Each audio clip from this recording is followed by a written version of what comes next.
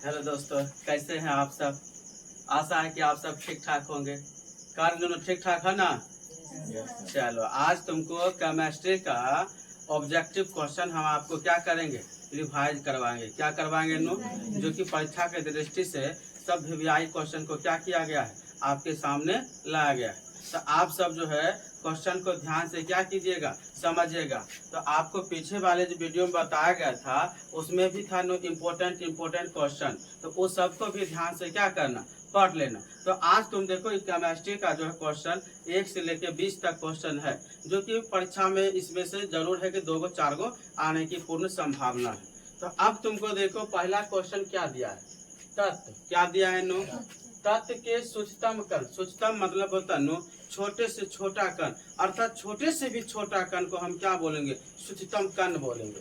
कण को कहते हैं नो परमाणु। क्या कहते हैं नो, हम देखो तत्व के सूक्ष्मतम कण को तत्व में आ गया। जैसे मान लीजिए कि आपका एलिमेंट्स, बहुत सारे ऐसा तत्व है आपका जिसको हम अच्छा देखो तत्व में भी आता है नो धातु और अधातु, जिसको बोलते हैं मेटल्स और नॉन मेटल्स भी हम बोलते हैं। अब जैसे कि मान ले कि मेटल किसे कहते हैं, उसके बाद नॉन मेटल किसे कहते हैं, तो बोलेगा सर मेटल्स उसे कहते हैं जिसमें धातु चमक पाया जाता है।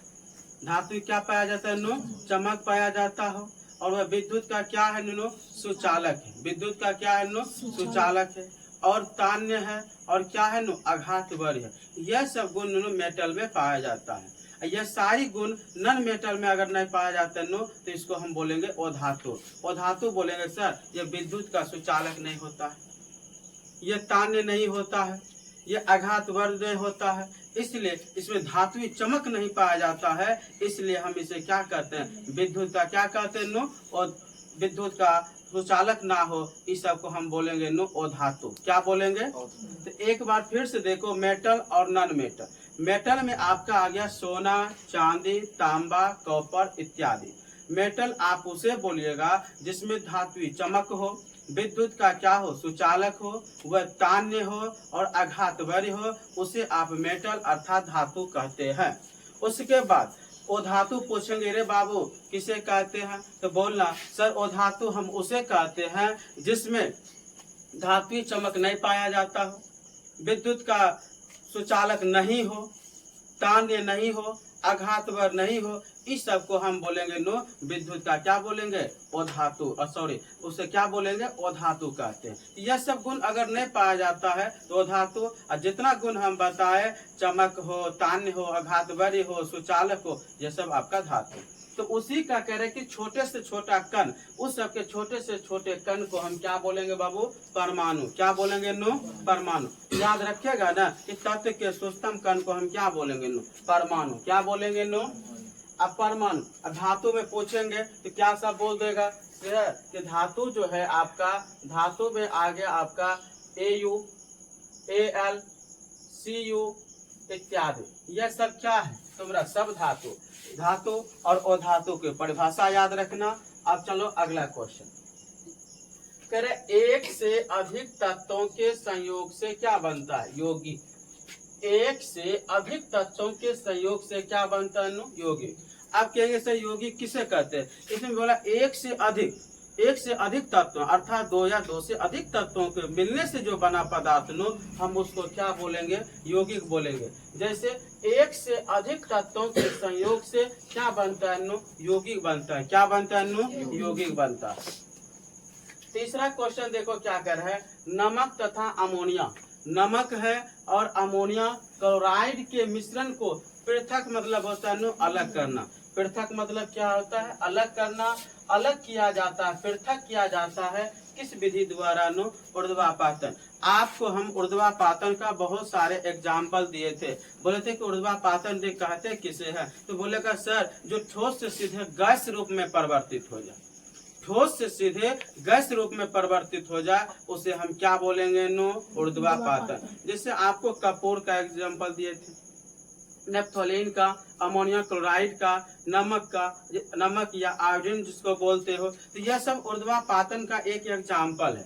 सीधे ठोस से वो गैस में परिवर्तित हो जाएगा, इसलिए हम इसे क्या कहते हैं, ऊर्ध्वापातन कहते हैं। तो देखो नमक तथा अमोनिया क्लोराइड के मिश्रण, अगर ये दोनों मिश्रण है, दोनों मिला हुआ है, तो हम इसको मिश्रण को पृथक मतलब अलग किया जाता है नो ऊर्ध्वापातन द्वारा। किसके द्वारा अलग किया जाता है नो? ऊर्ध्वापातन द्वारा। 4 नंबर में है तुम्हारा दूध से क्रीम को। अब दूध है, दूध जो है जिसको बोलते हैं मिल्क, गाय के दूध हो या क्यों बकरे का जैसे ही दूध हो, तो दूध से तुम सब ज्यादा देखा होगा, गाय के दूधों से माँ सब जो है ना क्रीम बनाता है, क्रीम निकालता है, माखन निकालता है, दूध से दही बनाता है। तो दूध से दही बनना जो है ना उसको हम बोलते हैं केमिकल चेंज, अर्थात रासायनिक परिवर्तन कहते हैं। अब देखो इसमें आ गया नो कि रासायनिक परिवर्तन किसे कहते हैं। तुमसे पूछेंगे रे नो रासायनिक परिवर्तन किसे कहते हैं।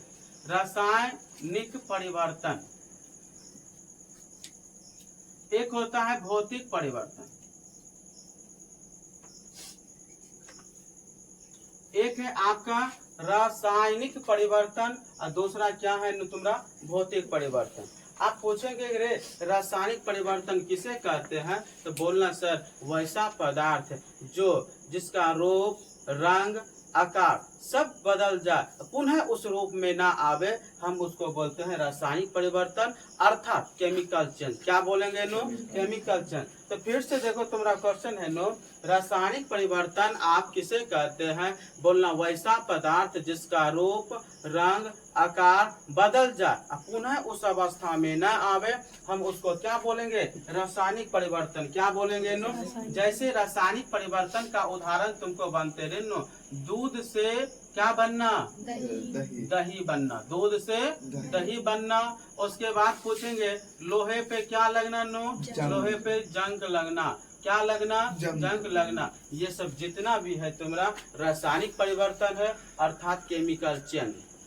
जो एक बार रूप बदल जाए, रंग बदल जाए, आकार बदल जाए अब पुनः उस अवस्था में अगर न आवे तो आप उसको बोलिएगा रासायनिक परिवर्तन। जैसे तुम देख रहे हैं पेड़ पौधा का अगर पत्ता सूख गया, क्या सूखे हुए पत्ते को फिर से तुम हरा कर सकता? नहीं, ये भी एक रासायनिक परिवर्तन है।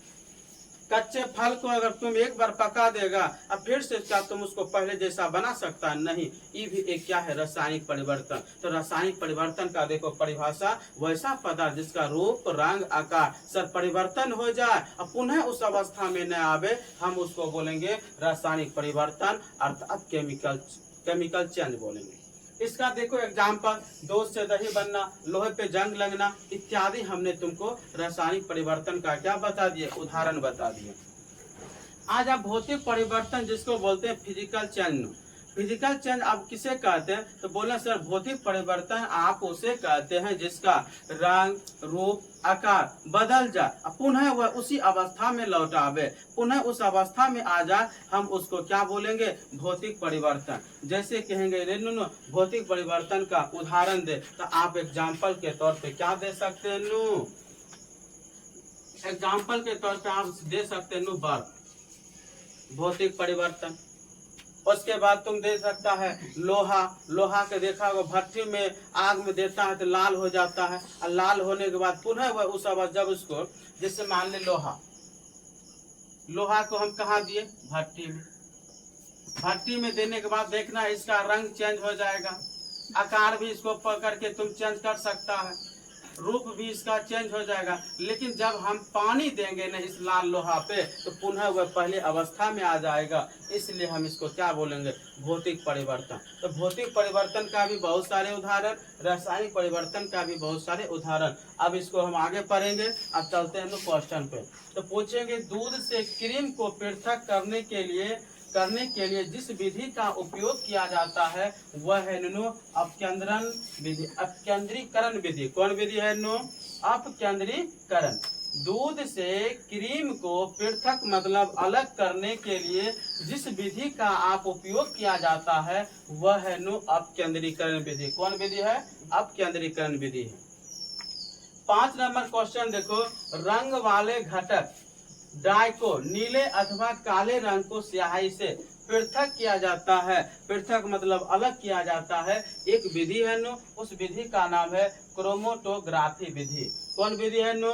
क्रोमेटोग्राफी विधि द्वारा आप क्या कर सकते हैं, रंग वाले घटक डाई को नीले अथवा काले रंग की स्याही से पृथक मतलब होता नो अलग किया जाता है। इस विधि कौन विधि द्वारा, तो क्रोमेटोग्राफी विधि द्वारा हम इसको क्या कर सकते हैं, अलग कर सकते हैं।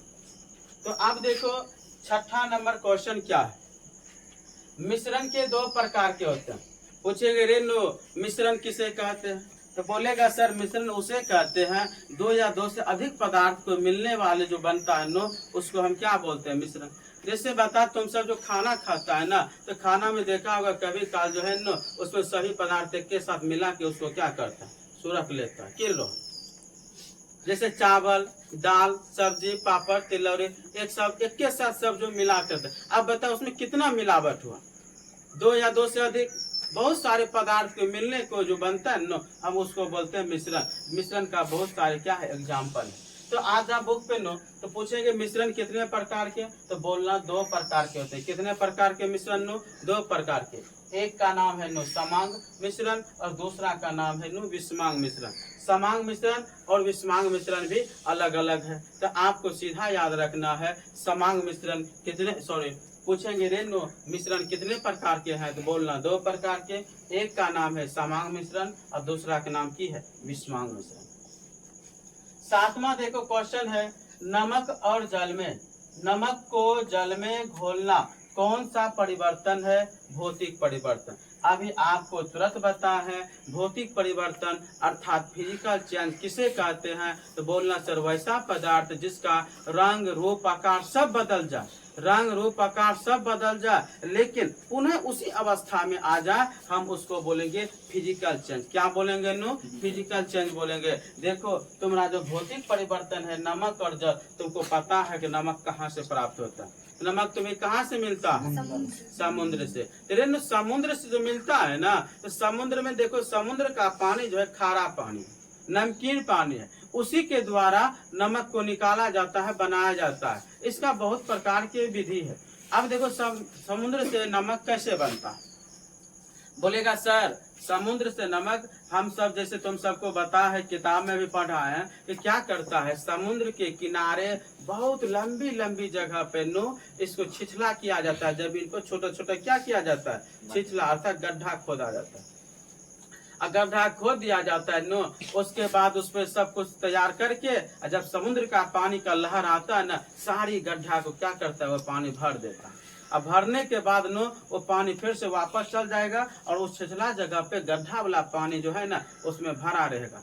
जब भरा रहेगा ना तो वह पानी जो है वाष्प बन बन के क्या होता है आकाश में उड़ जाते हैं। क्या बन बन के उड़ जाते हैं नो, वाष्प बन के सब उड़ जाते हैं। और जो पदार्थ बनता है ना हम उसको फैक्ट्री में ले जाके फिर से शुद्धिकरण करते हैं और शुद्धिकरण के उसमें अलग से पदार्थ सोडियम बेंजोएट नामक पदार्थ को मिला के नो उसको बाजारों सब में हम क्या करते हैं, बेचते हैं। तो आपसे पूछेंगे रे नो नमक को जल में घोलना कौन सा परिवर्तन है, तो भौतिक परिवर्तन। जैसे हम आपको फिर से इसको समझाते हैं, नमक कहाँ से प्राप्त हुआ, पानी से अर्थात समुद्र के जल से।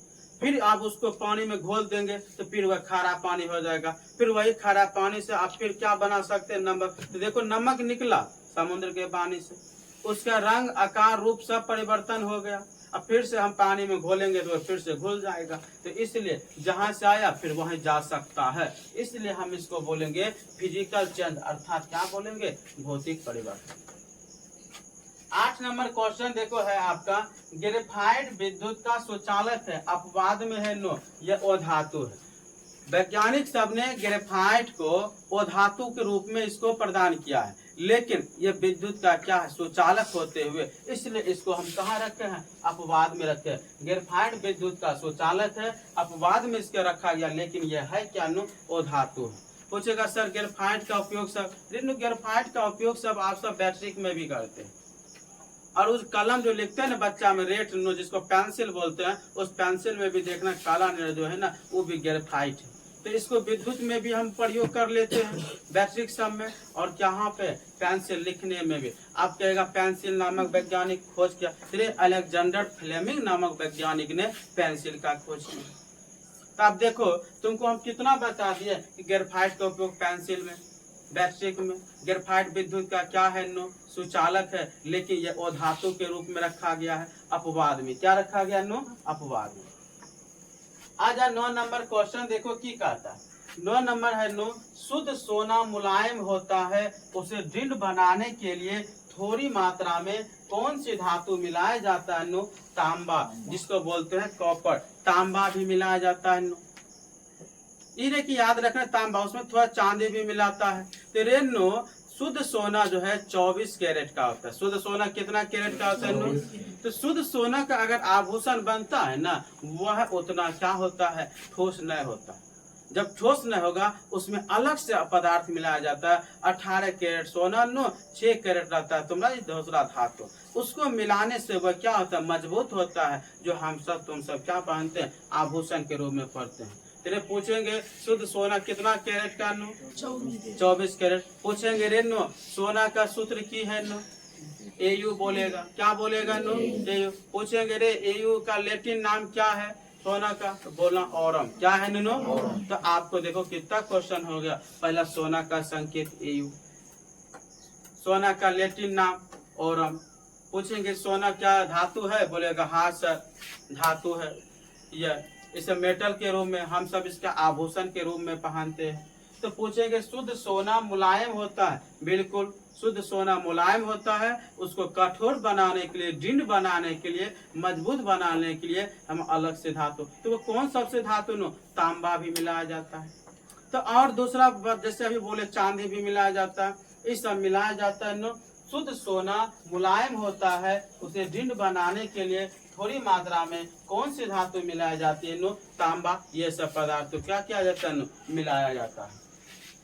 तो याद रखना। आज 10वां क्वेश्चन, 10वां है नो पारा। पारा कौन सा धातु है, ये द्रव धातु है। पारा तुम्हारा कौन सा धातु है नो, द्रव धातु है। पारा को आप सबको हम बताए नो Hg। क्या बताए नो, Hg। Hg का लैटिन नाम नो होता है हाइड्रागायरस। की होता है नो, पारा का उपयोग आप सब देखे होंगे घड़ी में, रात में देखिए जब घड़ी आप पहनते हैं ना, उस पर भी देखिए ऐसे करके चारों तरफ चमकेगा रात में। टॉर्च में देखिएगा रात में टॉर्चों में लाइट करता है कि नहीं करता है, बता। तो इस सब जो लाइट करता है ना, वह सब किसका कमाल है नो, पारा का। तो पारा का संकेत पूछे Hg, लैटिन नाम हाइड्रागायरस। पूछेंगे पारा कौन सी धातु है नो, द्रव धातु। पारा कौन सी धातु है नो, द्रव धातु। 11 नंबर क्वेश्चन है नो, कह रहे कि देखो 11 नंबर क्वेश्चन क्या कह रहा है, एक या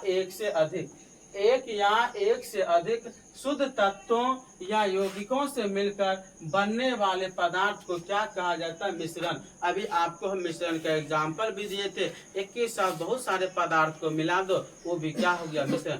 खाना का भी एग्जाम्पल दिए, जिससे आप घर ढलैया करते हैं, उसमें देखिएगा गिट्टी, बालू, सीमेंट इत्यादि प्रकार के पदार्थ को हम मिला के उसका मसाला बना के तैयार करते हैं, ये भी है मिश्रण। क्या है नो, मिश्रण है। तो मिश्रण बहुत सारे है नो उदाहरण, जो देखो इसका परिभाषा याद रखना। क्या परिभाषा, एक या एक से अधिक, एक या एक से बहुत अधिक, एक गो, दो गो, तीन गो, जो हो, एक या एक से अधिक शुद्ध तत्वों, क्या है नो, शुद्ध तत्वों या यौगिकों से मिलकर बनने वाले पदार्थ को हम क्या कहा जाता है नो, मिश्रण। क्या कहा जाता है नो, तो मिश्रण याद रहेगा ना, बोल तो वो नहीं करता ऐसा। एक या एक से अधिक, एक या एक से अधिक शुद्ध तत्वों यौगिकों से मिलाकर बनने वाला पदार्थ को हम क्या बोलेंगे नो, क्या बोलेंगे रे नो, मिश्रण। क्या बोलेंगे नो, मिश्रण बोलेंगे। शुद्ध तत्वों या यौगिकों से मिलकर बनने वाले पदार्थ को क्या कहा जाता है, मिश्रण। क्या कहा जाता है नो, मिश्रण कहा जाता है। 12 नंबर देखो क्वेश्चन, जल का जमना कौन सा परिवर्तन है, भौतिक परिवर्तन। आपको अभी एग्जाम्पल देते भौतिक परिवर्तन बर्फ का, किसका दिए थे नो, बर्फ का। रे बाबू बर्फ के सबको पता है तुमको, तो बर्फ है किससे बनता है नो, पानी से। पानी से तुम क्या बना देती हो, बर्फ। पानी का देखना क्या रूप चेंज होता है, क्या रंग चेंज होता है, क्या आकार चेंज होता है कि ना, आकार बता, ये सब परिवर्तन हो जाता है। लेकिन यही बर्फ को जब इससे बर्फ बना लेते हैं नो, और फिर बर्फ से हम क्या बना लेते हैं नो, जल। क्या बना लेते हैं नु? जल। देखो बर्फ से हमने किससे बर्फ बनाया? पानी से। इसका रूप रंग आकार मोटा मोटा सिल्ली सब कुछ सफेद हो जाएगा, रूप रंग आकार सब इसका परिवर्तन हो जाएगा। और जब परिवर्तन हो जाएगा और फिर से जब बर्फ बन के तैयार हो जाएगा, जब बर्फ बन के तैयार हो जाएगा तो आप इसको फिर से हवा में रखिए या बाहर रखिएगा, ये पिघल पिघल के किस रूप में परिवर्तन होगा? पानी के रूप में। किसके रूप में? नो पानी अर्थात जल के रूप में। तो आपसे क्वेश्चन होगा जल का जमना कौन सा परिवर्तन है? तो आपको याद रखना है नो भौतिक परिवर्तन। क्या याद रखना है? नो भौतिक परिवर्तन। अब है 13 नंबर, देखो कोयला का जलना। किसका जलना? नो कोयला का जलना कौन सा परिवर्तन है? रासायनिक परिवर्तन। कोयला का जलना कौन सा परिवर्तन है? रासायनिक। कैसे सर जी? तुम जानता कि कोयला सब मिलता कहाँ से? बता तो कोई नुनो, कहाँ से कोयला मिलता? कह रहे सर कहाँ से नुनो? अर्थात धरती के अंदर से। कहाँ से नुनो? धरती के अंदर से। हमारे धरती के अंदर है नुनो बहुत सारे खनिज पदार्थ हैं धरती के अंदर। उससे तुम क्या निकालती हो? तेल निकालती हो, पेट्रोल निकलता है, केरोसिन तेल, अलकतरा, सोना, चांदी, यह सब कहाँ से? धरती के अंदर खनिज का भंडार है नो। बहुत जगह जगह पे खनिजों का भंडार। ये जितना भी बोले तेल, पेट्रोल, केरोसिन, सोना, चांदी, एल्युमिनियम सब नु धरती के अंदरों से प्राप्त किया जाता है। तो भारत में भी नु सोना जो है कहाँ से प्राप्त किया जाता है? कोयला के खदान से। कहाँ से नो? कोयला खदान। पूछेंगे रे नो सोना जो भारत में सबसे अधिक कहाँ पे मिलता है? तो बोलेगा कर्नाटक में। कहाँ मिलता है नो? कर्नाटक में। आपसे पूछेंगे सोना भारत में सबसे अधिक बता किस राज्य में मिलता है? तो बोलना कर्नाटक। क्या बोलना नो? कर्नाटक में। क्या बोलना नो? कर्नाटक। क्या बोलना नो?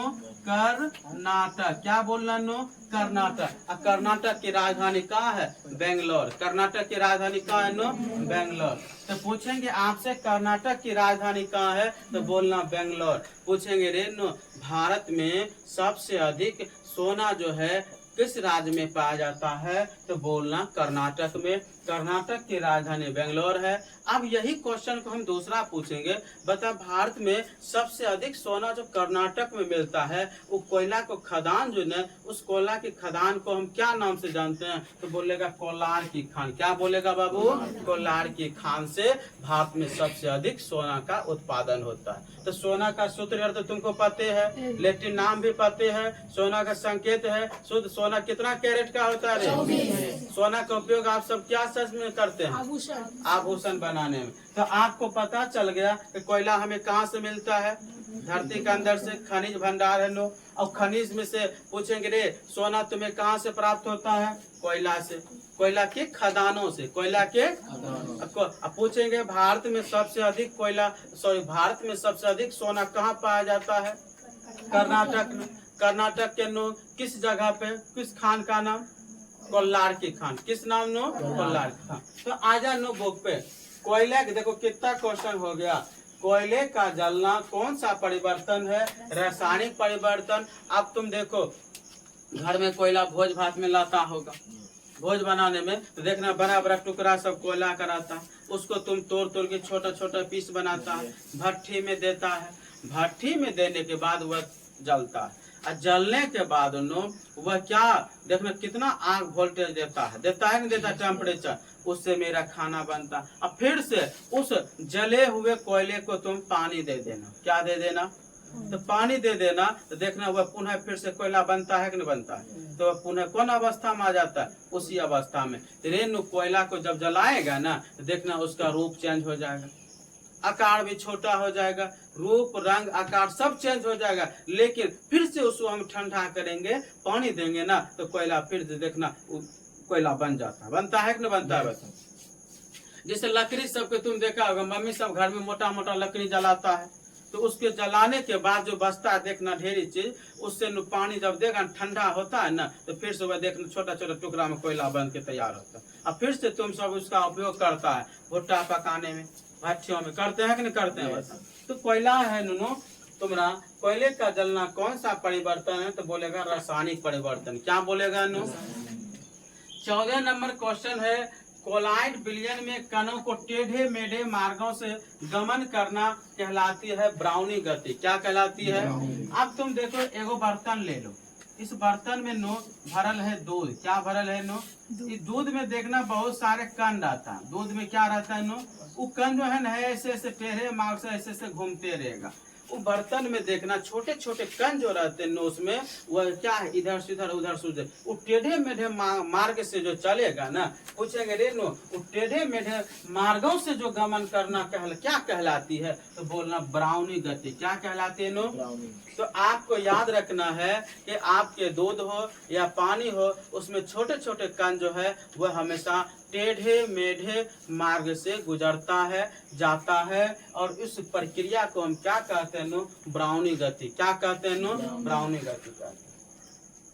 15 नंबर क्वेश्चन है, सोडियम फॉस्फेट का अणुसूत्र क्या है? तो सोडियम फॉस्फेट का अणुसूत्र देखो Na3PO4 है। आपसे हम सूत्र पूछेंगे, सोडियम फॉस्फेट का अणुसूत्र क्या होता है? तो बोलना सर Na3PO4। क्या होता है नो? सोडियम फॉस्फेट का अणुसूत्र क्या होता है नो? तो बोलना Na3PO4 होता है। तो याद रखिएगा इतना सा। चलो अब देखो 16 नंबर वैज्ञानिक का नाम आ गया बाबू आपके सामने, डाल्टन के अनुसार। किसके अनुसार? डाल्टन ने क्या बोला था?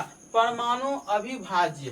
परमाणु को उसने, परमाणु जो है छोटे छोटे कणों से जो तुम्हारा है नो, वो सब जो बना है, परमाणु क्या है? अभाज्य है। पूछेंगे परमाणु अभाज्य है, किस वैज्ञानिक ने हमें इसका सिद्धांत दिया? किस वैज्ञानिक ने हमें समझाया? तो बोलेगा सर डाल्टन ने। किसने दिया नो? परमाणु अविभाज्य है। परमाणु क्या है नो? अविभाज्य है। ये किसके अनुसार कथन सत्य है नो? डाल्टन के अनुसार। किसके अनुसार? यह वैज्ञानिक के अनुसार परमाणु अविभाज्य है। इसको बोला है जॉन डाल्टन ने। अब 17 नंबर देखो क्वेश्चन है कि जल में, किसमें नो? जल में कितना प्रतिशत हाइड्रोजन है? तो बोलेगा सर जल में 11.1% है। कितना प्रतिशत है नो? 11.1% है। पूछेंगे जल में कितना प्रतिशत हाइड्रोजन है नो? 11.1%। कितना परसेंट है नो? तो आपसे क्वेश्चन कभी पूछा जाए, बता जल में कितना प्रतिशत हाइड्रोजन है नो? तो बोलना 11.1%। कितना प्रतिशत है नो? 11.1% है जल में हाइड्रोजन। 18 नंबर क्वेश्चन क्या कह रहा है देखो, 0.5 मोल 0.5 मोल H2O, जिसको बोलते हैं हम जल नुनो पानी, का द्रव्यमान होगा? इसका द्रव्यमान होगा 9 ग्राम। कितना ग्राम होगा नो? पूछेंगे 0.5 मोल H2O का द्रव्यमान होगा नो, तो याद रखना कितना ग्राम? 9 ग्राम। कितना ग्राम? ग्राम जो है ना, कभी कभी क्वेश्चन में पूछ देता है 1 kg में कितना ग्राम होता है नो? 1000 ग्राम। कितना ग्राम होता है नो? 1000 ग्राम। आपसे पूछा जाएगा तो बताइए 1000 ग्राम से क्या बनता है नो? 1 किलो। 1 किलो से क्या बनता है नो? 1000 ग्राम। क्या बनता है नो? अगला क्वेश्चन 19 नंबर है, 1.8 H2O।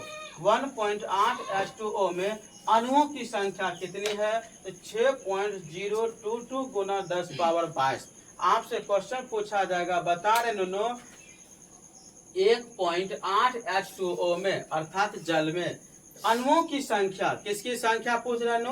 अणुओं की संख्या कितनी है? तो बोलना 6.022 गुना 10 पावर 22। क्या बोलेगा नो? एक बार फिर से देखो, 6.022 गुना 10 पावर 22 क्या रहता है नो? H2O में अणुओं की संख्या। अणुओं की क्या है नो? संख्या। अब क्वेश्चन है तुम्हारा 20 नंबर। कितना नंबर क्वेश्चन? 20 नंबर। कह रहे कि कौन सी धातु हथेली की गर्मी से ही पिघल जाती है नो? उसको बोलेंगे गैलियम। क्या बोलेंगे नो? आप इसको अपने हथेली पे धातु को रखिए, रखने के बाद आपके शरीर की गर्मी से वह क्या होने लगेगा? पिघलेगा। क्या होगा? आप बताइएगा सर पिघल जाएगा क्या? हाँ नो, हमारे शरीर में भी टेम्परेचर है, गर्मी है। तो जितने भी स्वस्थ मनुष्य है ना, सभी स्वस्थ मनुष्य के शरीर जो है गर्म कितना डिग्री सेल्सियस रहता है नो? 37 degree Celsius. कितना डिग्री गर्मी रहता है नो? 37 degree Celsius. स्वस्थ मनुष्य का शरीर जो है हमेशा गर्म रहता है। यही क्वेश्चन को हम फ़ारेनहाइट में आपसे पूछेंगे। बता स्वस्थ मनुष्य का शरीर जो है कितना फ़ारेनहाइट में गर्म रहता है, तो बोलना 98.6 फ़ारेनहाइट। कितना बोलेगा नो? 98.6 फ़ारेनहाइट। अगर आपसे देखो हम क्वेश्चन पूछेंगे स्वास्थ्य मनुष्य का नो गर्म जो है शरीर 37 डिग्री सेल्सियस गर्म रहता है। यही क्वेश्चन को हम पूछेंगे फ़ारेनहाइट में, तो बोलना 98.6 फ़ारेनहाइट। क्या बोलेगा नो? 98.6। तुम ना देखो 1 से हम 20 तक क्वेश्चन का क्या किए, रिवाइज किए।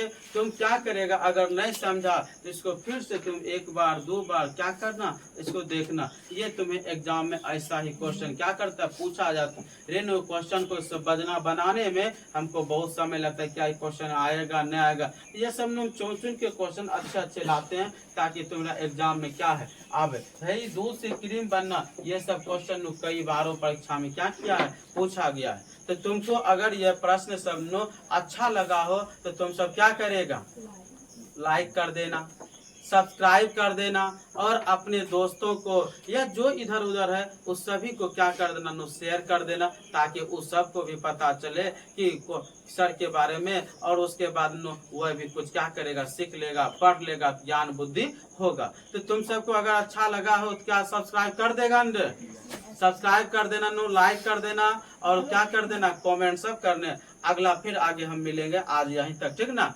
धन्यवाद।